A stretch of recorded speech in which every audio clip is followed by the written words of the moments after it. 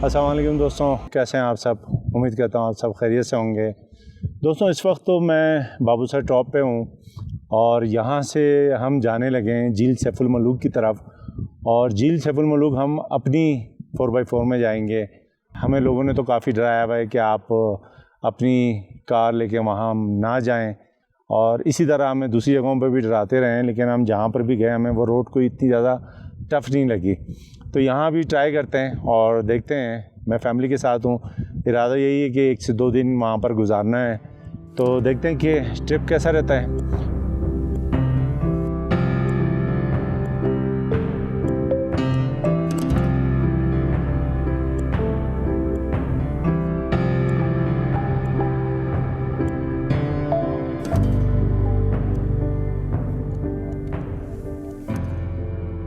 بابو سر top سے جھیل safe ul Malook کا کل فاصلہ تقریباً 75 کلومیٹر ہے، جس میں سے ناران سے جھیل سیف الملوک تقریباً 8 سے 9 کلومیٹر کا فاصلہ ہے۔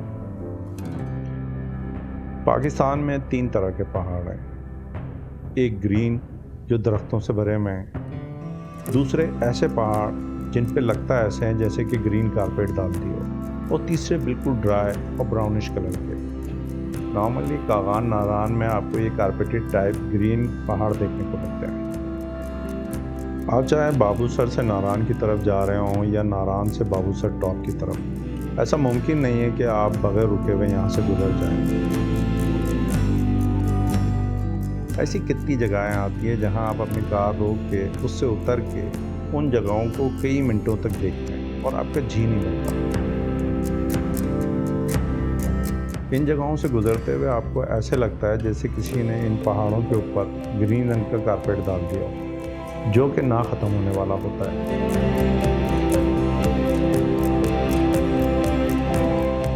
بہترین روڈ، گرین پہاڑ، جگہ جگہ برف کے پیچز، اور ساتھ میں چلتے ہوئے مویشی، ایک الگ ہی لک ہوتا ہے۔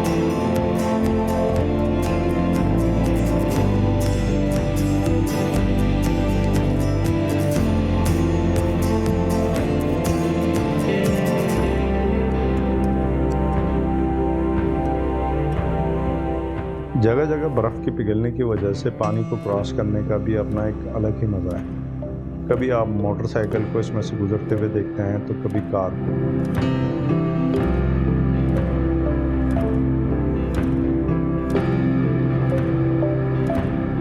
یہ چیزیں آپ سٹی میں ایکسپیرینس نہیں کر سکتے۔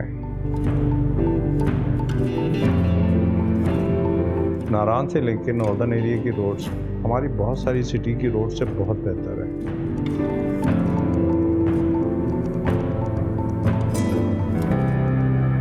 پٹاکنڈی ٹورسٹ کا نیا ناران ہے، جہاں پر بہت ساری نئی کنسٹرکشن ہو رہی ہے اور ہوٹل اور ریسٹورنٹ بن رہے ہیں۔ اب زیادہ تر ٹورسٹ ان ایریا کو پریفر کرتے ہیں، اور میں بھی آپ کو مشورہ یہی دوں گا کہ اگر آپ کراؤڈڈ ایریا سے دور اسٹے کرنا چاہتے ہیں تو بہتر ہے کہ یا تو آپ پٹاکنڈی میں رکیں یا بڑاوائی میں۔ یہ دونوں جگہیں اور اس کا لینڈ اسکیپ بہت خوبصورت ہے۔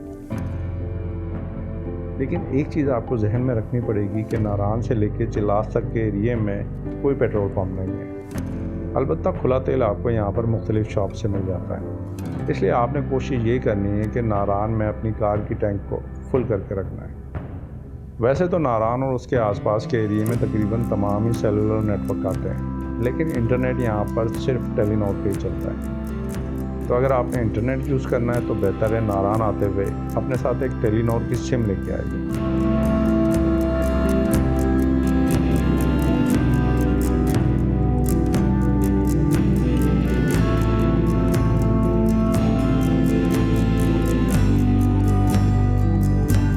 جب آپ ناران سے بابو سر ٹاپ کی طرف آتے ہیں تو کچھ ہی کلومیٹر کے بعد یہاں پر ایک جگہ آتی ہے جہاں پر بہت ساری واٹر ایکٹیویٹیز ہو رہی ہوتی ہے۔ اگر آپ گرمیوں کے سیزن میں یہاں پر جا رہے ہیں تو اس سے ضرور ٹرائی کیجیے گا، آپ کا ٹرپ کافی ایڈونچرس ہو جائے گا۔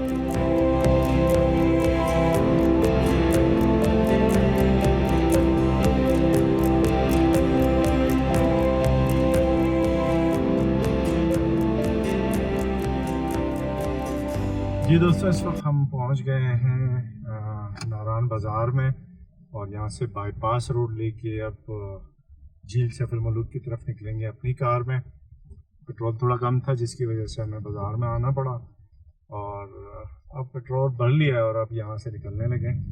تو اب اسٹارٹ کرتے ہیں اپنا ڈینجرس سفر، جو لوگ کہتے ہیں۔ اب دیکھتے ہیں کہ ڈینجرس ہے یا نہیں ہے۔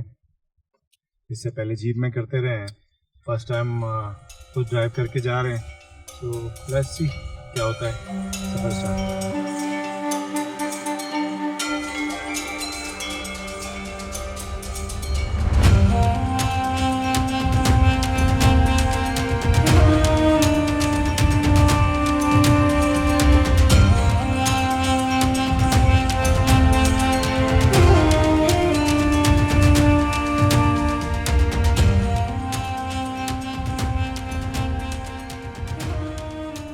اچھا دوستوں، پہلے جب ہم یہاں پر آتے تھے تو ہمیں تو شاید آئیڈیا اس لیے نہیں ہوا کہ ہم جیپ میں آتے تھے، لیکن اب یہاں پر ایک چوکی بنائی ہوئی ہے جو کہ 100 روپیز چارج کرتی ہے، مطلب ہماری کار کا انہوں نے 100 روپیز چارج کیا۔ تو ابھی ہمارا جو ٹوٹل ڈسٹینس رہ گیا ہے وہ 5.7 کلومیٹر رہ گیا ہے، اور یہاں تک کی تو جو آف روڈنگ ہے وہ آپ سامنے دیکھیں تو کوئی ایسی خاص قسم کی آف روڈنگ نہیں ہے جس کو میں کہوں کہ بہت ہی خطرناک قسم کی ہے۔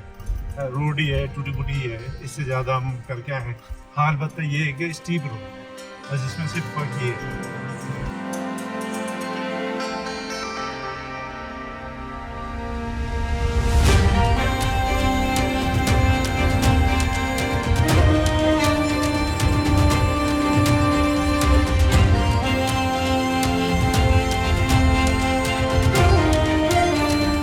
تو دوستوں بھی 5.3 کلومیٹر باقی ہے۔ اگر آپ نے دیکھا بھی ہم کتنی ہائٹ پہ آئے ہیں، اور پھر 5.3 کلومیٹر اوپر جانا ہے۔ ابھی تک تو کوئی ایسی خاص آف روڈنگ اس کو نہیں کہہ سکتے، ہائٹ ہے، اسٹیپ روڈ ہے، اس کے علاوہ آف روڈنگ تو ابھی تک دیکھنے کو نہیں ملی۔ روڈ بھی بالکل کلیئر ہے، آپ سامنے دیکھیں، کوئی تھوڑی تھوڑی سی جگہ سے روڈ ٹوٹا ہوا ہے، تو اٹ از اوکے۔ ابھی ہم نے بڑے بول بولے ہی تھے کہ خراب روڈ شروع ہو گئی، اور جو روڈ یہاں سے شروع ہوئی وہ جھیل سیف الملوک تک پھر ٹھیک نہیں ہوئی۔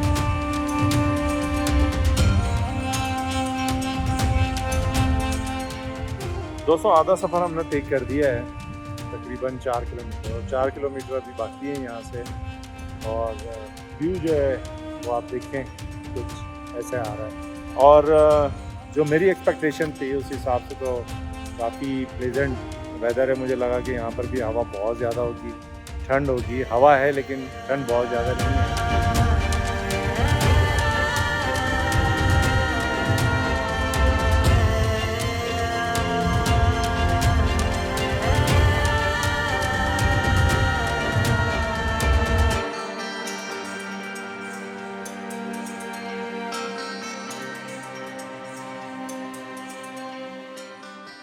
یہ جھیل سیف الملوک روڈ کی بہت مشہور جگہ ہے۔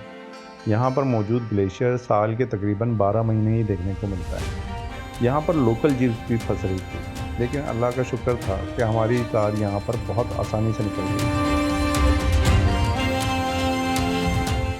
دوستوں، یہ اوپر دیکھیں بادل نیچے آئے ہیں، بالکل سب تو یہ ایسا ہوتا ہے کہ بالکل یہ نیچے آ جاتے ہیں اور آپ کو سامنے کچھ نظر بھی نہیں آتا۔ اگرچہ یہ اس وقت جو روڈ ہے یہ بہت زیادہ خراب ہے، آپ اس روڈ کو دیکھیں پھر ذرا بادل کو دیکھیے کہ بادل کتنے نیچے آئے ہیں۔ بہرحال یہ روڈ ہے، اس طرح کی آف روڈنگ آپ کو کرنی ہوگی اگر آپ نے اپنی کار میں آنا ہے۔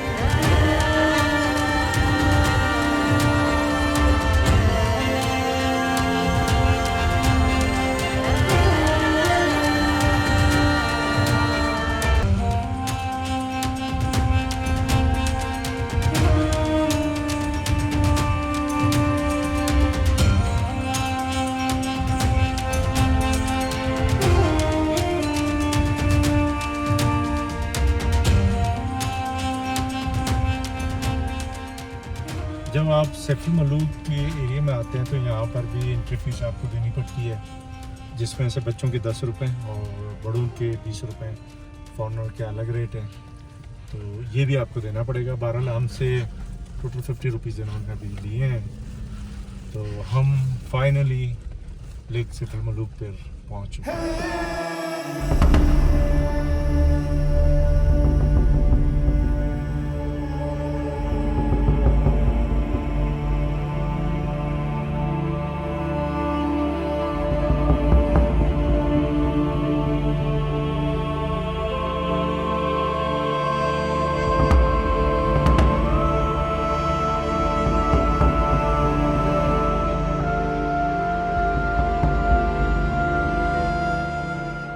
जिस वक्त हम झील सैफ मलूक पहुँचे उसके कुछ ही देर बाद वहाँ पर बारिश शुरू हो गई और बादल ने उस पूरे एरिए को कुछ ही मिनटों में अपनी लपेट में ले लिया।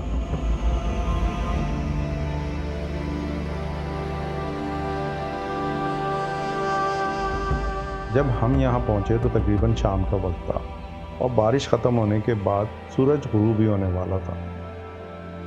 हमने कुछ ही मिनट में पहाड़ों के बदलते हुए रंग को देखा।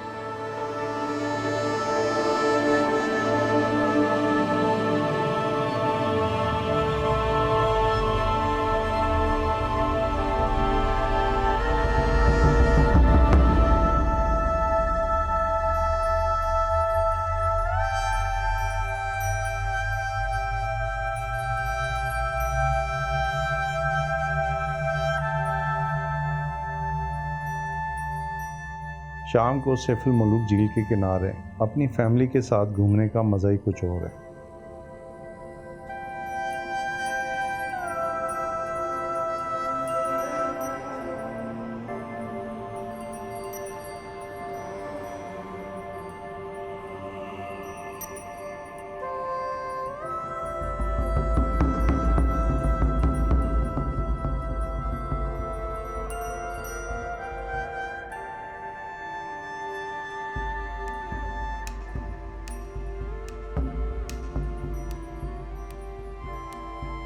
जी दोस्तों, फाइनली हम लोग सैफ मलूक झील पहुंच गए, खुद अपनी कार ड्राइव करके।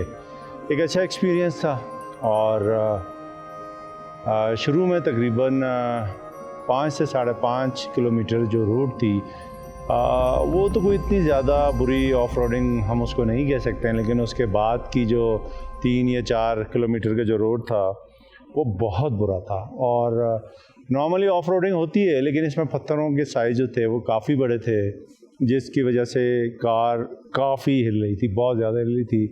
बट एनीवे कोई बहुत ज़्यादा हमें प्रॉब्लम नहीं हुआ। इवन मैंने जब इनकी जीप्स देखी तो इनकी जीप्स अक्सर ग्लेशियर पे इतनी आसानी से नहीं चढ़ पा रही थी, लेकिन अल्हम्दुलिल्लाह मेरी कार बड़ी आसानी से यहाँ पहुँच गई।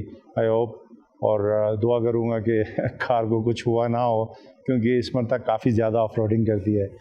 अच्छा दोस्तों, यहाँ पर आपको एक चीज़ मैं बताता चलूँ कि अगर आप यहाँ पर आते हैं और स्टे करते हैं तो आपने बहुत ज़्यादा एक्सपेक्टेशन लेके नहीं आनी है, क्योंकि यहाँ पर एक ही होटल है सैफ मलूक झील के ऊपर। उसमें बहुत ज़्यादा फैसिलिटीज़ नहीं हैं, उसमें पानी आपको बकेट में गर्म देते हैं, लाइट नहीं होती, और 7 बजे से लेकर 11 बजे तक शायद वो जनरेटर चलाते हैं। अगर लोग ज़्यादा हों तो शायद ज़्यादा देर के लिए चलाते हों। बट अभी ये लोग कुछ नया सेटअप बना रहे हैं, मैंने देखा है, कमरे कुछ नए बना रहे हैं। हो सकता है ईद के बाद स्टार्ट करते हैं, बकरीद के बाद, तो शायद फिर आपको फैसिलिटीज़ मिलना शुरू हो जाएं। बट मेरा ये मानना है कि आप जब ऐसी जगहों पे आते हैं और आपने इन जगहों को उसकी खूबसूरत तरीन हालत में देखना हो, जो कि सुबह में सूरज निकलने से पहले या गुरूब आफ्ताब से पहले का वक्त होता है, तो आपने कहीं ना कहीं कंप्रोमाइज़ तो करना ही होता है, और मैं उसके लिए रेडी रहता हूँ। और जैसे आज जो हम आए हैं, रात में कल आए थे और रुके हैं, और सुबह जो मैं निकल के इस व्यू को जो मैंने देखा है सैफ मलूक के, वो अल्फाज में बयान नहीं किया जा सकता कि क्या व्यू होता है। और शाम में जो हमने यहाँ राउंड लिया था अपनी पूरी फैमिली के साथ, तो अगर आपने इन जगहों को उनकी खूबसूरत हालत में देखना है तो आपने इन 2 वक्तों में आना, और इन 2 वक्तों में आने के लिए अगर कहीं ना कहीं आपको कुछ कंप्रोमाइज़ करना पड़ता है, मैं तो करता हूँ, आपको भी सजेस्ट करूँगा कि आप लोग भी کریں. بٹ اینی وے ریزن یہ ساری چیزیں بتانے کا یہ تھا, مقصد یہ تھا کہ بہت زیادہ ایکسپیکٹیشن لے کے مت آئیے گا, ہوٹل میں بہت زیادہ فیسلٹیز نہیں ہیں یہاں پر. اینی وے دوستوں, آپ بتائیے گا آپ لوگوں کو یہ ولاگ کیسا لگا, اور اگر پسند آیا ہوا تو اسے لائک اور شیئر کرنا مت بھولیے گا.